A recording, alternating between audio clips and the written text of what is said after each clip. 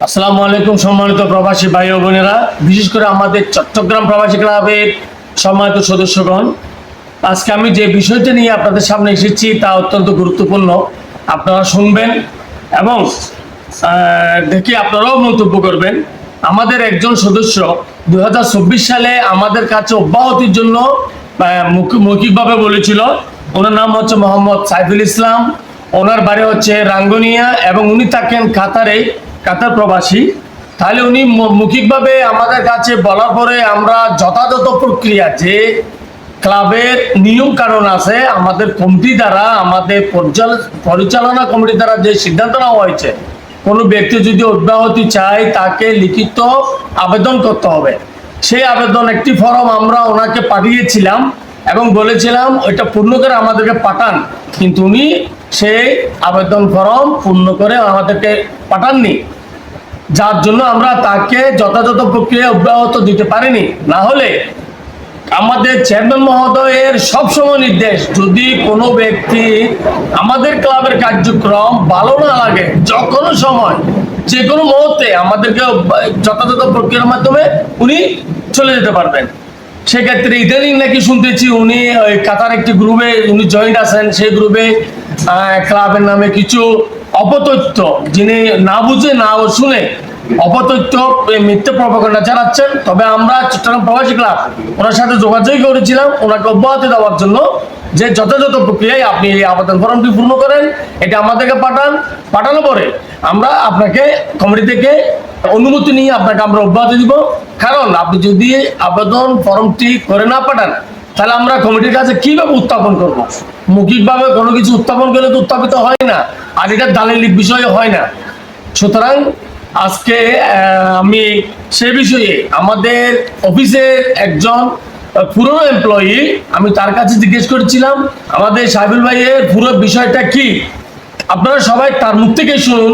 Saiful Islam sir 27 তারিখ 4 মাস 2024 সালে কাতার থেকে হোয়াটসঅ্যাপের মাধ্যমে আমাদেরকে মেসেজ করেছে উনি সদস্যপদ ক্যান্সেল করবে। এরপরে অফিস থেকে সাইফুল ইসলাম স্যারকে SMS করেছে, স্যার আপনি যদি সদস্যপদ ক্যান্সেল করতে চান, সেই ক্ষেত্রে আপনাকে আবেদন ফর্ম এবং সদস্য অব্যাহতি ফর্ম ফিল আপ করে আমাদেরকে অফিসে হোয়াটসঅ্যাপ নাম্বারে পাঠাতে হবে। এরপরে ওনাকে ওনার হিসাব, উনি যে ক্লাবে সদস্য হয়েছিল, মেম্বার ফি পরিশোধ করেছে 5,000 টাকা, মাসিক চাঁদা পরিশোধ করেছে 600 টাকা। ওনাকে আমরা হিসাবটা দিয়েছি, স্যার আপনি এই টাকাটা পরিশোধ করেছেন। কিন্তু ওনাকে আমরা হিসাবটা দেওয়ার পর কিছু টাকা কাটা হয়েছে, যেটা হচ্ছে অফিসের রুলস আর কি। ওনাকে আমরা হিসাবটা যখন দিয়েছিলাম, উনি এই হিসাবটা দেখে উনি আমাদের সাথে আর কোনো যোগাযোগ করেনি। এবং কি ওনাকে আমরা স্যার বলেছি, আপনি যদি যে দিন টাকাটা নিতে আসবেন সেই দিন আপনি ক্লাবের স্মার্ট কার্ড, উনি যে ক্লাবের স্মার্ট কার্ডটা নিয়ে গেছে ওই কার্ডটা অফিসে জমা দিতে বলেছিলাম। কিন্তু উনি আমাদের সাথে আর কোনো যোগাযোগ না করে উনি সর্বশেষ আমাদের সাথে যোগাযোগ করেছিল 1 তারিখ 5 মাস 2024 সাল। এরপরে উনি আমাদের সাথে আর কোনো যোগাযোগ করেনি।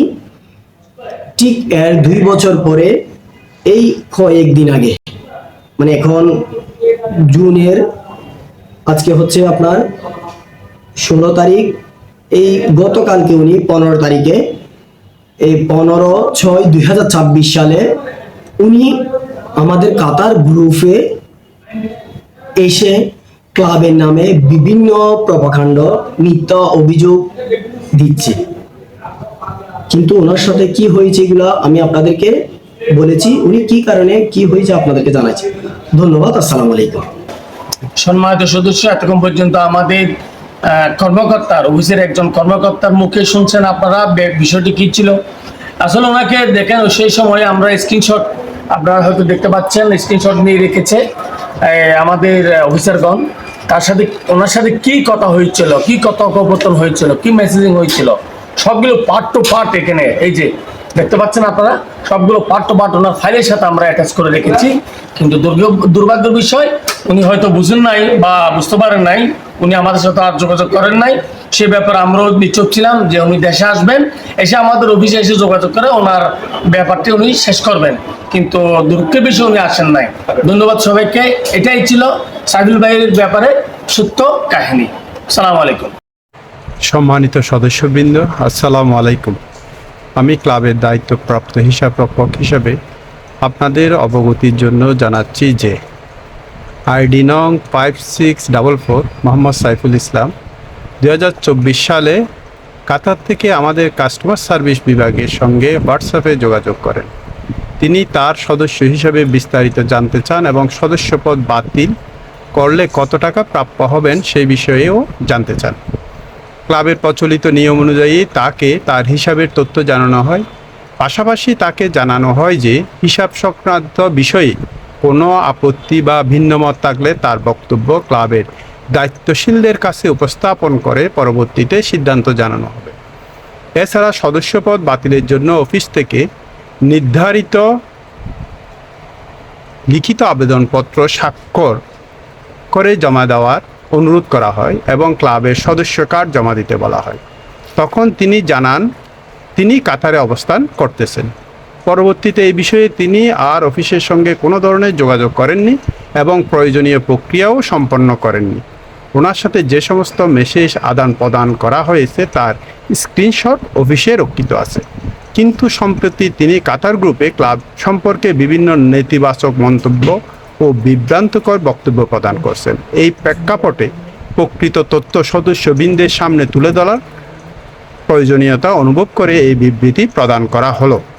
আমরা বিশ্বাস করি যে কোনো বিষয়ে সঠিক তথ্য যাচাই বাছাই করে মতামত প্রদান করাই দায়িত্বশীলতার পরিচয়।